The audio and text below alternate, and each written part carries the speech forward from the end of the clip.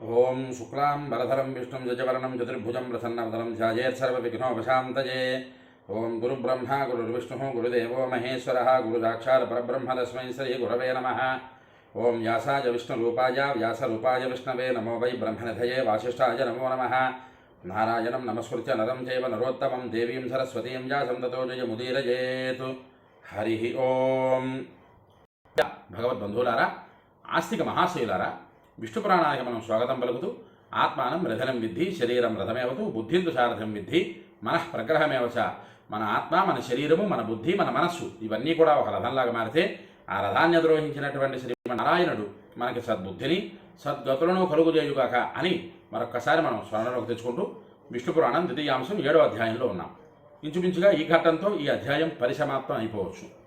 ఈ అధ్యాయంలో పరాశరుడి వారికి మైత్రేయ మహర్షి అడిగినటువంటి ప్రశ్న, స్వామి మనకి ఎన్ని లోకాలున్నాయి, అలాగే ఓ పరాశర మహర్షి సూర్యాది గ్రహాలు, సర్వ లోకాలు, 7 లోకాలు, ఈ వర్ణన నాకు గురించి వివరించండి అని మైత్రేయ మహర్షి అడిగితే ఆ పరాశరుడు వారు చెప్పుకున్నటువంటి ఘట్టాలు కిందటి వీడియోలలో మనం చెప్పుకున్నాం.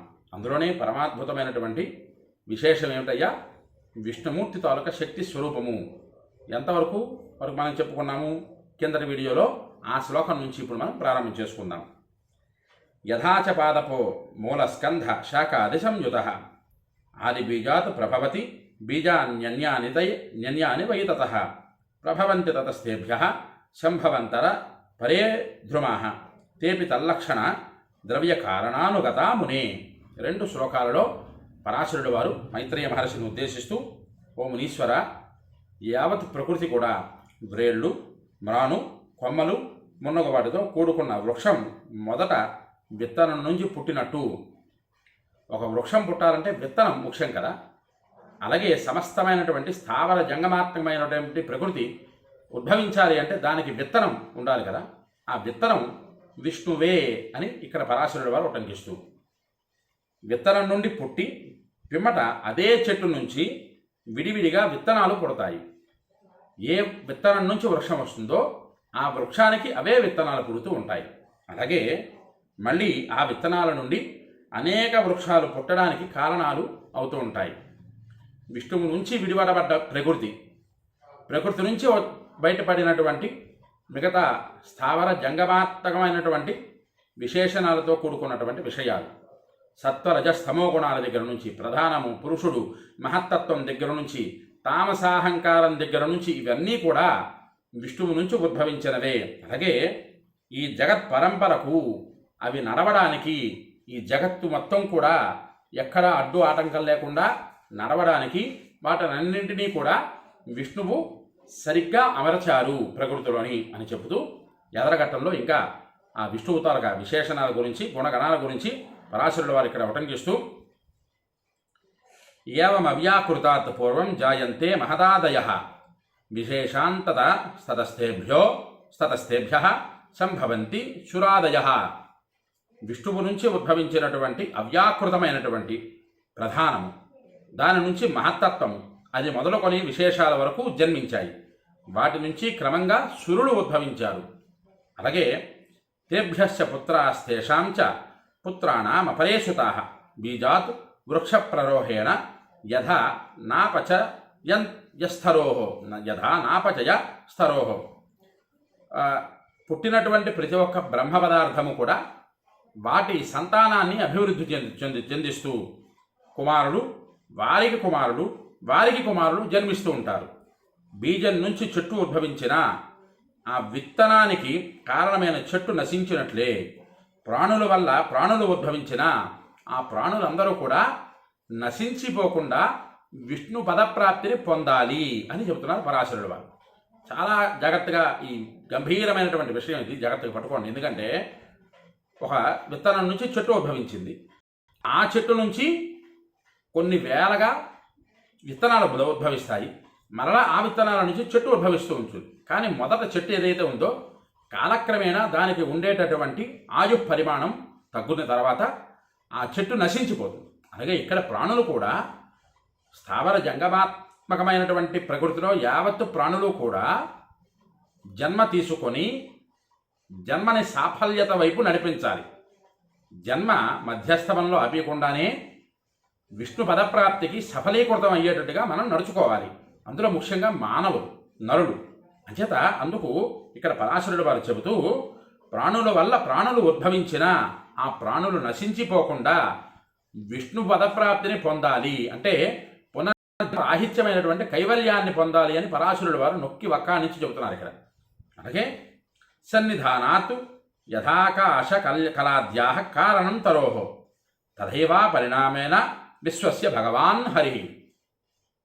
సామీప్యం వల్ల చెట్టుకి దగ్గరగా ఉన్న ఆకాశము, అది కాలంలోని చెట్టు, అది ఈ ప్రదేశంలోనిదే అనే కారణ స్థితి ఏర్పడుతుందో, ఇదే విధంగా ఈ విశ్వానికి భగవంతుడైనటువంటి శ్రీహరి కూడా ఏ విధమైనటువంటి పరిమాణం లేని కారణము.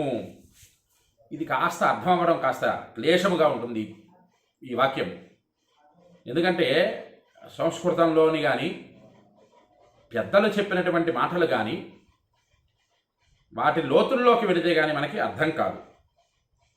దాని వివరం కింద 3 శ్లోకాలలో ఇచ్చారు, ఇంకా అద్భుతంగా వివరం. ఇప్పుడు చెప్పుకున్నటువంటి తాత్పర్యం మనకి ఎవరికీ బోధపడదు. ఎందుకు? సామీప్యం వల్ల చెట్టుకు దగ్గరగా ఉన్న ఆకాశము, భగవంతుడికి దగ్గరగా చేరాలంటే సామీప్యముగా ఉండాలి, ఉపవాసము దగ్గరగా ఉండాలి. చెట్టు ఏమిటి, ఆకాశం ఏమిటి, ఇది మనకేమైనా అర్థమవుతున్నదా? ఏమీ అర్థం కాదు. దాని వివరం 3 శ్లోకాలలో పరాశరుడు వాళ్ళు అత్యద్భుతంగా ఇచ్చారు మనకు అర్థం కావడానికి. అయితే ఆ శ్లోకాలు చెప్పుకుంటూ, వ్రీహి బీజే యథామూలం నాలం పత్రాంకురౌ తథా కాండం కోశస్తథా పుష్పం క్షీరం తద్భక్ష్యతండులాః తుషాః కణాశ్చ సంతోభై యంత్యావిర్భావమాత్మనః ప్రరోహ హేతు సామగ్రి మాసాధ్యమనుషత్తమ తథా కర్మస్వనేకేషు దేవాద్యాః సముపస్థితాః విష్ణుశక్తిం సమాసాద్య ప్రరోహ ముపయాంతి వై. 3 శ్లోకాలు అద్భుతంగా వివరించారు పరాశరుడు వారు. ధాన్యపు గింజలో వేరు, కాడ, ఆకులు, మొక్క, కాండం, పొట్ట, పువ్వు, పాలు, బియ్యం, ఊక, తౌడు, మొత్తం 11 పదార్థాలు ఉంటాయి ఒక ధాన్యపు వృక్షంలో. ఆ విత్తనం నుంచి పుట్టినటువంటి వృక్షము 11 రకాలైనటువంటి పరిమాణాలకి చెందుతుంది. మొట్టమొదటిగా ధాన్యపు గింజలు వేరు, కాడ, ఆకులు, మొక్క, కాండం, పొట్టు, పువ్వు, పాలు, బియ్యం, ఊక, తౌడు, ఇవి బ్రహ్మ పదార్థాలు అంటారు వీటిని. అలాగే అవి అవ్యక్తముగా ఆ బీజపు గింజలో ఉంటాయి, ధాన్యపు గింజలో ఉంటాయి, అంటే విత్తనంలో ఉంటాయి. ఇంత విత్తనంలో 11 రకాలైనటువంటి పదార్థాలు దాగి ఉన్నట్టుగా ఇక్కడ చెప్తున్నారు పరాశరుడు వారు. ఆ దాగి ఉన్నటువంటి ఆ పదార్థాలన్నీ ఎప్పుడు ఉద్భవిస్తాయి, మనకి కనిపిస్తాయి అంటే మొలకెత్తే సమయంలో కారణ సామగ్రిని ఉపయోగించుకొని ఇవన్నీ కనిపిస్తాయి మనకి. కారణ సామగ్రి అంటే విత్తనం మనం నాటాలి అంటే భూమి ఉండాలి, అది ఒక కారణ సామగ్రి. విత్తనం నాటేస్తే సరికాదు కదా, దానికి సరైనటువంటి పోషక పదార్థాలు, నీటిని పోయాలి. ఆ పోషక పదార్థాలు పోస్తే ఒక్క విత్తనంలోంచి 11 రకాలైనటువంటి ఆవిర్భావాలు సంభవిస్తాయి.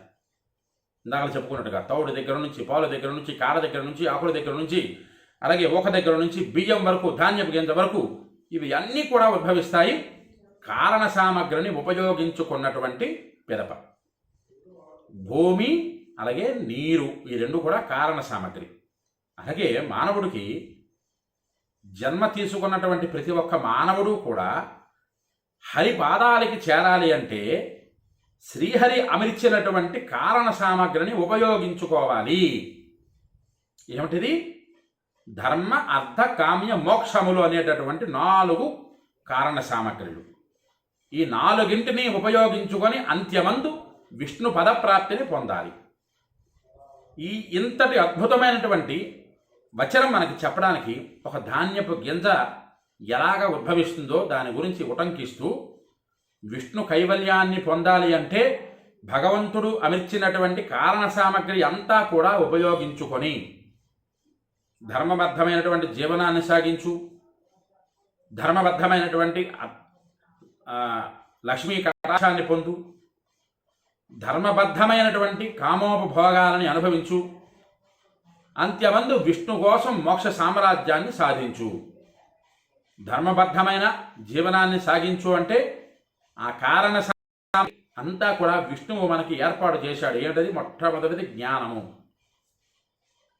ఒక పని చెయ్యాలి, ఒక పని చెయ్యకూడదు, ఈ విధంగా నడుచుకోవాలి, ఈ విధంగా నడుచుకోకూడదు, ఇది పాపపంకిలమైనటువంటి పాపభూయిష్టమైనటువంటి మార్గము, అందులో ఆ మార్గంలోంచి వెళితే సత్పదార్థ దర్శనము చేసుకుంటూ విష్ణు పదప్రాప్తిని పొందొచ్చు. ఇన్నింటినీ కారణ సామగ్రిగా మనకి భూమి మీద విష్ణు భగవానుడు పెడితే కలి ప్రభావం చేత మన బుద్ధి పెడత్రోవ పట్టి భగవంతుడు నిర్దేశించినటువంటి సన్మార్గాన్ని విడిచిపెట్టి దుర్మార్గం వైపు వెళ్ళి అనేక జన్మలు తీసుకుంటూ ఈ భూమండలం మీదనే ఉంటున్నాం. స్థావరాలుగా, క్రుములుగా, జలజన్యాలైన ప్రాణులుగా ఇలాగ 9 రకాలైనటువంటి ఆవాసాలు దాటుకొని అంత్యమందు విష్ణువు కోసం ప్రాకులాడుతున్నాం. కానీ మనకి ఇచ్చినటువంటి ఒక్క అవకాశం ఈ 9 మధ్యస్థమంలో ఉండేటటువంటి మానవుడి తాలూకా జీవితం. నరజన్మ ఎత్తినటువంటి ప్రతి ఒక్క మానవుడు కూడా అజ్ఞానవంతుడై పూర్వజన్మ కర్మానుబంధనాన్ని వీడాలి అంటే భగవద్ ఆరాధన చేస్తూ భగవంతుడి యందు లీనమవ్వాలి అన్నడానికి ఉండేటటువంటి కారణ సామగ్రిని యావత్తు వాడుకొని విష్ణు పదప్రాప్తిని పొందాలి అని చెబుతున్నారు ఇక్కడ పరాశరులు వారు.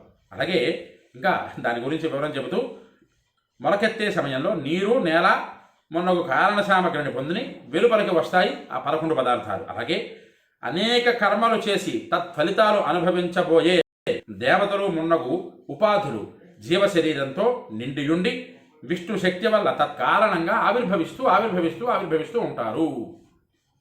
మరలా పునరపి జననం పునరపి మరణం ఈ ప్రసక్తి పెట్టుకోకుండా ఈ జన్మలోనే జ్ఞానవంతమైనటువంటి జీవనాన్ని సాగిస్తూ భగవద్ ఆరాధన చేస్తూ భగవంతుడు నిర్దేశించినటువంటి మార్గంలో నడుచుకుంటూ అంత్యమందు విష్ణు ఫలప్రాప్తిని పొందాలి అన్నదే ఈ అధ్యాయం తాలూకా అర్థం. ఈ అధ్యాయం కాదు, అసలు విష్ణు పురాణం తాలూకా అధ్యాయం అర్థమే అది. అంచేత సచ విష్ణు పరం బ్రహ్మ యత సర్వమిదం జగతు జగచ్చయో యత్ర ఛేదం యస్వింశ లయమేష్యతి. ఆ విష్ణువే పరబ్రహ్మ స్వరూపము. ఆయన నుంచే ఈ సమస్త జగత్తు వచ్చింది. ఈ జగత్తు మొత్తం ఆయన ఎందే ఈ జగత్తు ఉంది, చివరకు ఆయనలోనే లీనమైపోతుంది. సచ విష్ణు పరం బ్రహ్మ, పరబ్రహ్మ స్వరూపమైనటువంటి విష్ణువే ఈ జగత్తు యావత్తుకి కారణము అని చెబుతున్నారు పరాశరుడు వారు. తద్బ్రహ్మ తత్పరమం ధామ సత్పరమం పదం యస్య సర్వమభేదేన యతశ్చైతచ్చరాచరం. విష్ణువే బ్రహ్మ పదార్థము, ఆయనే పరమమైన స్థానము. సత్తు కంటే అసత్తు కంటే విశిష్ట లక్షణయుక్తమైనటువంటి పరమపదం ఆయనే. ఈ కనబడే చరాచర ప్రపంచం సర్వం ఆయన నుంచే వచ్చింది. కాబట్టి ఇది ఆయన కన్నా భిన్నంగా ఏమీ కనిపించదు. ఆయన కన్నా భిన్నమైనది ఏది ఈ ప్రకృతిలో లేదు, అంతా విష్ణువే ఉన్నారు అంటూ సజేవ మూల ప్రకృతిర వ్యక్త రూపీ జగచ్చశ తస్మిన్నేవలయం సర్వం యాత్ యత్ర చ తిష్టతి. ఆయననే మూల ప్రకృతి, వ్యక్తరూపమైన అవ్యక్త రూపమైన సమస్త జగత్తు కూడా ఆయనే. లయవేళలలో ఆయన యందే సర్వము లీనమవుతుంది. సృష్టి వేళ వరకు ఆయనలో లీనమైనటువంటి సమస్త జగత్తు ఆయనలోనే ఉంటుంది. కర్తాక్రియాణం సచ యుజ్యతే క్రతు సయేవ తత్కర్మఫలం చ తస్య తతు శృగాది యత్సాధన మప్యశేషతో హరేరణ కించతు వ్యతిరిక్త మస్తివై. ఇక్కడ పరాశరుడు వారు చెప్తూ యజ్ఞయాగాది క్రియల దగ్గర నుంచి, అందులో వేసే హవిర్భాగాల దగ్గర నుంచి, అందులో కూర్చునే పురోహితుల దగ్గర నుంచి, ఆ యజ్ఞయాగాది క్రతువులు ఆచరించే వారి దగ్గర నుంచి, దానికి ఆ యజ్ఞయాగాది క్రతువులు చూచేవారి దగ్గర నుంచి, యజ్ఞయాగాది క్రతువులలో వాడేటటువంటి ప్రతి ఒక్క పదార్థము కూడా, ఆఖరికి శృక్కు శృవము, మిగతా దేవతార్చనలో వాడేటటువంటి పసుపు కుంకుమ దగ్గర నుంచి మొత్తము యావత్తు కూడా విష్ణువు నుంచే ఉద్భవించాయి. ఆ విష్ణువులోనే ఐక్యం అవ్వాలి అని పరాశరుడు వారు చెబుతూ ఇక్కడతో ఈ అధ్యాయం పరిసమాప్తం చేసుకుంటూ ఎదరఘట్టంలో పరమాద్భుతమైనటువంటి విశేషణతో కూడుకున్నటువంటి కాలస్వరూపము, అలాగే గంగావిర్భావ వర్ణన అనేటటువంటి ఎదరఘట్టంలో మనం తెలుసుకునే ప్రయత్నం చేద్దాం. అంతవరకు ఈ వీడియో ఎవరికైతే నచ్చుతుందో వారందరూ కూడా లైక్ చేయండి, షేర్ చేయండి, మీ అమూల్యమైన మాటలను కామెంట్ రూపంలో పంపించండి, విష్ణు పురాణాన్ని వినండి, ధరించండి, 10 మంది చేత వినింపజేసి ధరింపజేయండి. హరి ఓం స్వస్తి.